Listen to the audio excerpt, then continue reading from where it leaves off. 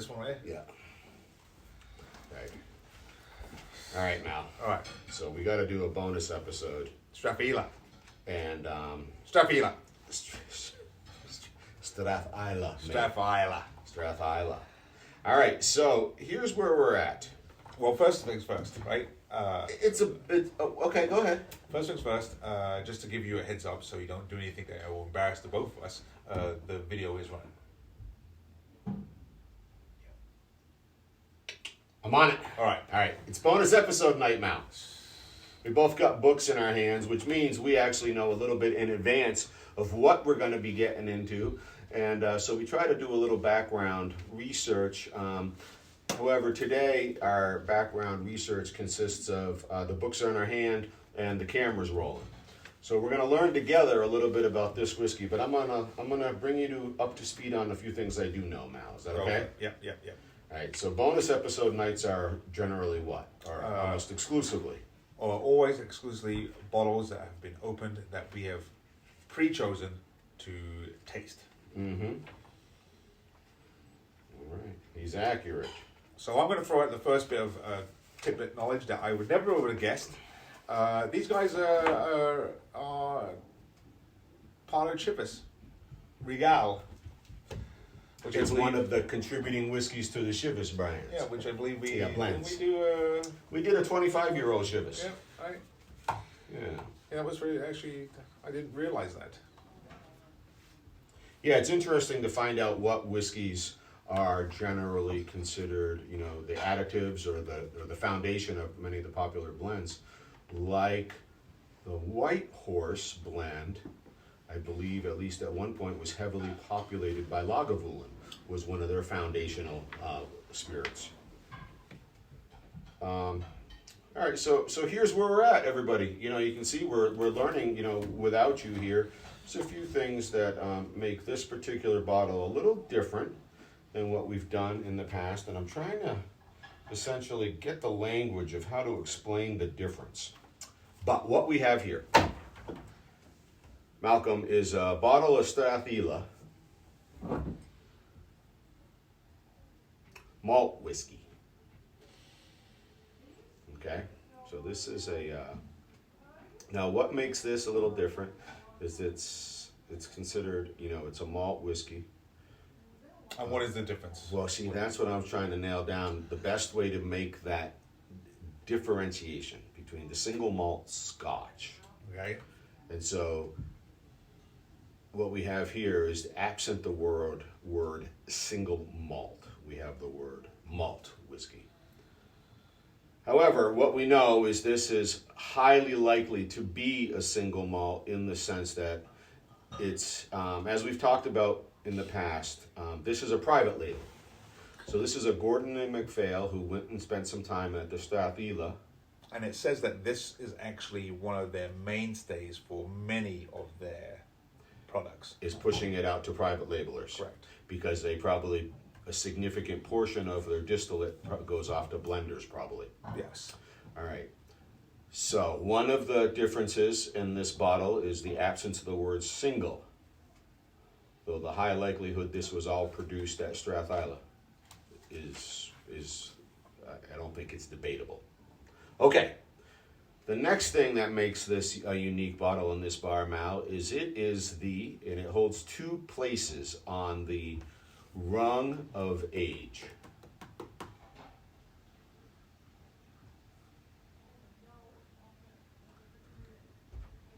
It is the Thank you. oldest, and it is the second oldest. How do you figure it's the oldest and the second oldest? It must be some characteristic of the particular bottles in question. So are you going to spit that out? Got a guess? It's the oldest blank bottle in the bar, and it is the second oldest bottle in the bar.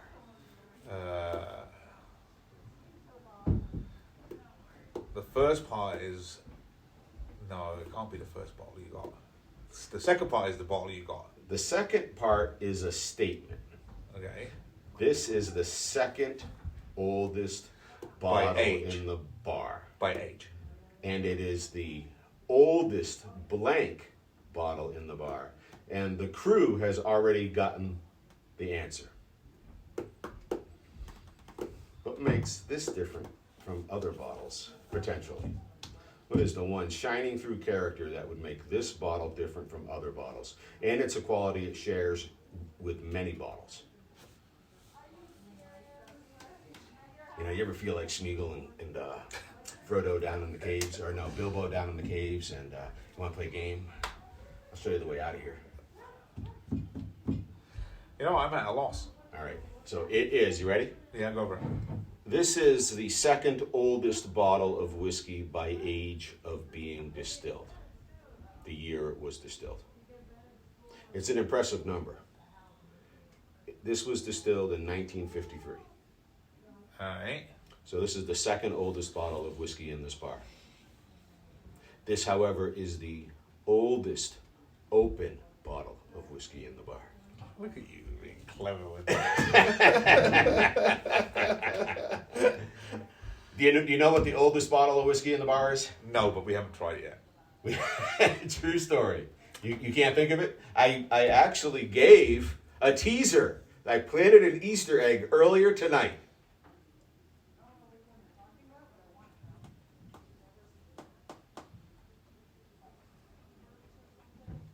When I talked about the foundational Really? It's distillates. It's Oakentosh? Yeah, when we talked about the foundational whiskeys that go into certain blends. And you brought up that the Strathisla was a big contributor to Chivas, and then I said, like, blank is a big contributor to blank, at least at one point. You use a lot of blanks. Dude. I do. It's been long in the night. All right, so I talked about Lagavulin being a primary contributor at one point, at least, to the blend known as... No. The crew is not impressed with you. I mean, there are face palms happening all over this set right now. I'm lost. Face palms. Everybody else heard. Everybody knows the White Horse. Oh yeah, we just talked about that. Wow. So there is a bottle of what we believe to be pre-war White Horse in here, and that would be age of distilling, because we pretty much have it narrowed down to we believe it was bottled in 1948. The tax stamp is still intact on this particular bottle, and it's a spring cap. But anyway, that's a different story for a different experience. This is the oldest whiskey in two ways. This was distilled in 1953, and it spent... That'd be 47. 47 years in a barrel. This whiskey is older than the cameraman. But not you. No. No, I got it by a couple of years. Yep. So this was a New Year's bottle, Malcolm. Yes. A number of years ago, probably 5 or 6 years I do ago. remember this one. Yep. And I'm interested in it because I recall at that point, that New Year's, that it didn't generate a ton of wow. Well, not to burst that bubble, but yes, I do remember this, and I do remember it being one of those ones like... Oh. The wow factor of this one is, as we've just discussed, its rarity, its uniqueness, in terms of 47 years in a barrel, from the 50s. These are just opportunities and experiences in the whiskey world that don't come around too often. Correct. And so when we drink a whiskey like this, we're drinking it for all the regular reasons, the nose, the palate, what's left at the end, all of those reasons. But we're also drinking this whiskey for what it really represents. This is how they made whiskey in the 50s. This was their distillation process. Things have changed considerably. The way they malt on the floor, going from a much more hands-on approach, allowing for a lot of subtle differences over time to this very, I don't want to say industrial, but much more cleaner, consistent approach. This is more meat and potatoes. This was straightforward. And that's that same idea. I've read about a number of fellows who do things like this, but with a bigger wallet. And like the White Horse, because you can still get bottles like this, that you find on old estates, Not a lot of this is being released now so much, but you can still find some of this stuff. And sometimes they'll say, the folks with club might get together 2 or 3 bottles of a unique range. And just to try, what would your grandfather have drank if he was drinking a whiskey when he was this age? And so you just try to appreciate, that's what whiskey tasted like for that generation. Because a lot of what we're experiencing today, that's been made within the last 20 years. There's a lot more casking, finishing, aging things going on than that traditional, it's in, barrel, put it in the back. How many of those did we make? And then you find one a few years later. Tap it, drink it. Right, and so this is almost a throwback whiskey experience, potentially. And I will say, in its defense, based on all our New Year's, when we did try this was later in the night. Agreed. And I will say probably some of that mystique was lost in the fact that we probably had a few in us before we even went to it. Mm-hmm. So we'll be interested to try this from a standing start. I'm excited for that too. So when this was purchased, it came with a little, Certificate of authenticity. That offset the cost by nothing. But it just talks a little bit about this. So Strathisla, originally known as Milton, and there's currently a Milton Duff. Yeah, there's is the oldest distillery in northern Scotland. Situated on the outskirts of Keith, it began its long life in 1786. Strathisla was the name of the actual whiskey produced and eventually became the name of the distillery. So this is the 53. This is a Gordon and MacPhail who wound up in the storehouses and liked this at whatever year they picked it up at and kept it there until it was 47 years in the cask. So let's figure this out, Mel. It's a 53, that's 47 years in the barrel. So that means it got bottled in. Flash, send us a text right now. 53, cast up for 47 means it was bottled in the year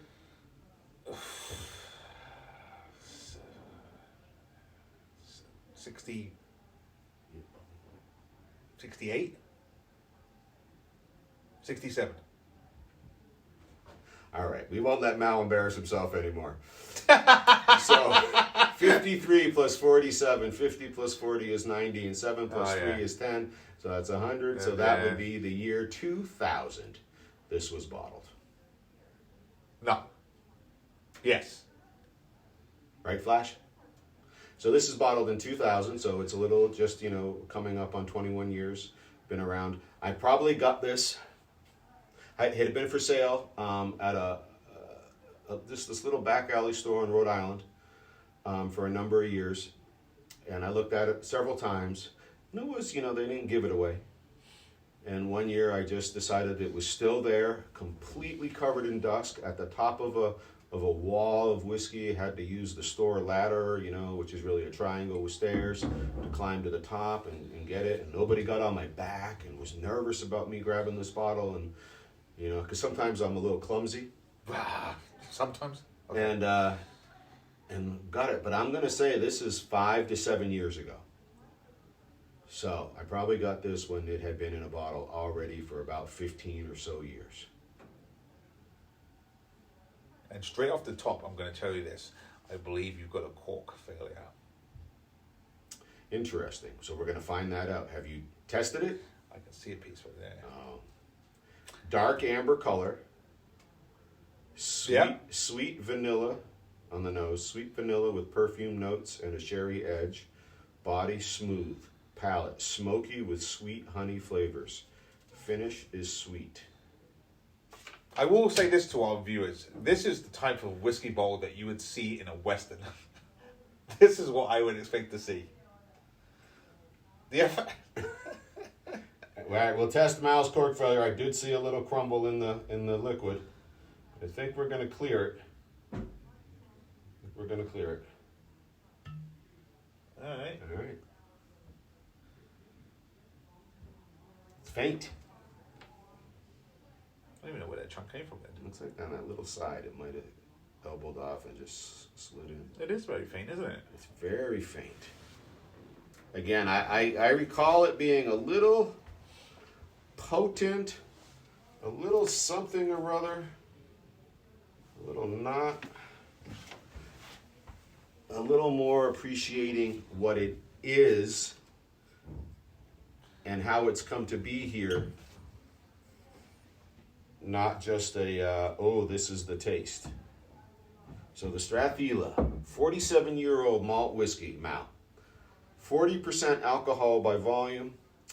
This is whiskey made in the early 1950s, so this is Korean War whiskey. That's old. But so are you. Are we? Me, I'm old too. All right. Oh, Right there? yeah, you can definitely feel that. Oh. That is, and so before you take a taste, let's just decide that we shouldn't be surprised at some of the oaky potency, some of the medicinal. I mean, this spent 47 years in wood, just aging, and just pulling out probably a ton of deep notes. Yeah, I'm going to say right off the bat that this is not going to be easy going down. That's what I'm going to throw at you. Well, so Just based on what I've got out of the whiff, it's not like this is a statement I'm making right now. Yeah. If I was to take a good whiff of this, I want you to do a whiff just like I've just been doing, because it doesn't want to push out. It totally is not like a rejecting thing. It just is deep and it expands, but it's not like, ugh. no, it's almost like, and I don't want to say this, but it's like doing Vicks menthol rub. Because All right. this really does go right through you. And it's very sweet smelling. It's really adjusting to, I agree with you, and it seems like it's calming down. Very sweet. What are the notes again on the nose? Sweet. Vanilla with perfumed notes and a sherry edge. All right. All right. Yeah. I can definitely smell the sherry. Body is smooth and the palate is smoky with sweet honey. Finish sweet. Smoky, so we're looking for smoky, sweet honey. And if it wasn't for that sort of like, almost like a burn at the backside, where if you take it really deep, you could mistake this for a sherry. This is one of these ones again. This is that old time whiskey. Let's see what it tastes like.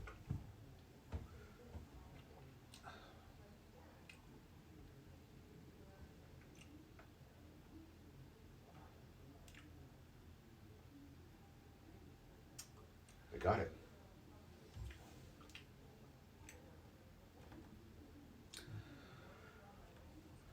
And what I mean by I got it is for a long time I had a notion of what the flavor of this was. And I think through this process and trying to spend more time on it, I think I'm doing a better job narrowing down what the tastes are. So I'm already pleased that the first time and this time, not ready to talk about what I think about it. Go ahead. Okay, so I'm going to say, first off, based on the fact that we had this before. Now, if I was one of the naysayers the first time round, which I probably was, probably had a few in the bag, by the time I got to this, I probably did not take it for what it was, and was probably expecting it to be something completely different. Now that I've tasted it, to be honest, I think it's a little too sweet. It's a deep sweet. Yeah. But this, out of all the scotches that we have had up to this moment in time, this probably has one of the most pleasant afterthoughts at the very end, where you get this wisp of sweetness. It's like I don't even know how to describe it. Let me try it one more time. You go through it, I get the bitter or the medicinal side of it. Mm-hmm. And right there, there's like, it's almost like a mint's not the right, but that, you know, that cooling flavoring you get from mint. Yeah. you get that last bit, I'll give you that. which sort of just like mellows the entire drink out. Huh. I will totally give you that. It is very robust. Yeah. In the sense that, one, like I said, I think it's a lot more sweet than I give it credit. I would have thought I could have been like, oh, you know what? That's a little bit too sweet for my liking. But it's almost to that point where you're like, oh, that's a lot of sweet in a very robust package. And it gives you that medicinal feeling for this, let's say a 2-second burst. As you get hit with sweetness, you go through it, you've now got past your palate where you're now going to drink it.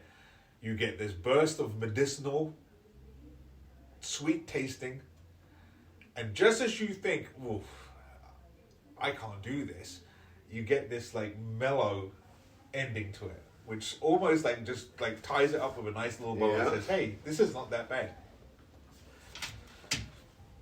All right, so I'm going to say 2 words to you because I am truly intrigued with your review of this whiskey. So I'm feeling like my 2 words right off the bat, my 2 flavors right off the bat. And I want you to think about this, and maybe you can shoot me right down, or you can give me the aha. Moxie and molasses. That's actually okay. First off, the second part of that conversation, the molasses part, out of doubt. I could definitely, you can argue that point either and be like, you know, he's got a bit of a point there. And I think that's that sweet, deep sweet that. The Moxie part is rather interesting. Yeah. Because I never would have thought of it. Right.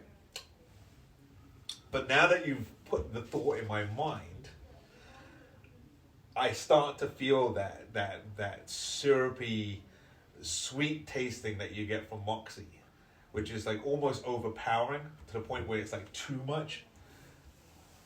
I'm fine. I think I'm thinking the molasses is the sugar, and the Moxie is the bitter. Right? They're both a dark drink. Well, you don't drink molasses, right? It's maybe sassafras. Yeah. But molasses is a syrupy sugar. Right? It's a dark syrup, right?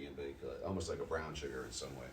There's the big molasses flood, and I think there's molasses in Boston at some point. Whatever, you'll see internet memes and things like that, or Right Variety memes, and about the big molasses meltdown. But molasses is this dark, syrupy sugar. Yeah. Right. It's like a real deep sweet. And the Moxie is that Coca-Cola without enough sugar. And so that's the 2 flavors I'm marrying for this experience.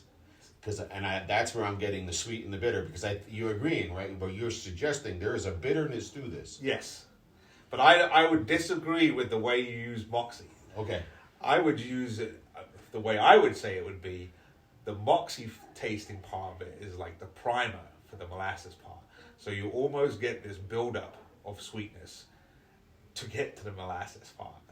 And that molasses part is where I would say in between that start point of your Moxie bitterness. And I wouldn't call Moxie bitterness, but that Moxie analogy, you get to that point, and then there is this break point of that bitterness, where you now go into this molasses sort of flavoring, or almost syrupy sort of friggin' taste that you get.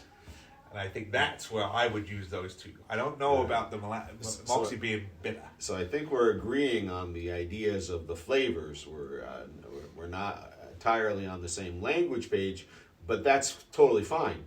I think we're agreeing on the experiences of bitterness and sweetness, and it's wrapped up in this package of this 47-year-old whiskey from the 50s. And again, I'm not thinking, and Mal, I think you said meat and potatoes.